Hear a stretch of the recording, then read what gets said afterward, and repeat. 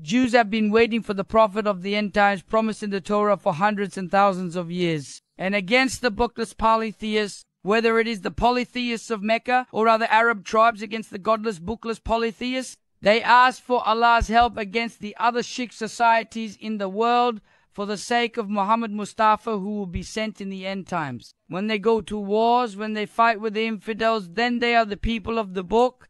Then there is the true religion that comes to them from Allah, Torah. Then they are read that book. They find the attributes of the end time prophet. His name is written there. It's all written there. It is written that he will come from Faran. It is written Faran in the Torah. Faran is the name of Mecca. He will come out of Faran. It is all written there. They open the Torah, the book of Allah. Where do they put their fingers?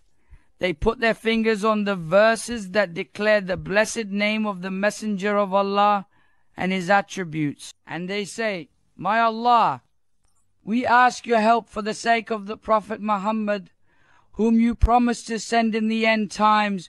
Do not defeat us against these infidels, my Allah.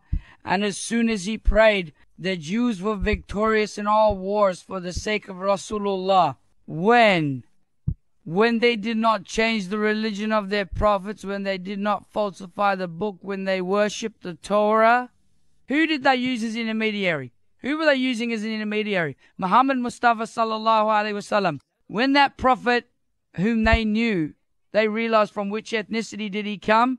He came from the Arabs. From whom were they expecting? They were expecting from the sons of Israel. They said, Alas, the prophethood and reign will be taken away from us. They denied even though they knew and recognized. They waited all these years. They said it did not suit us. May the curse of Allah fall on those infidels.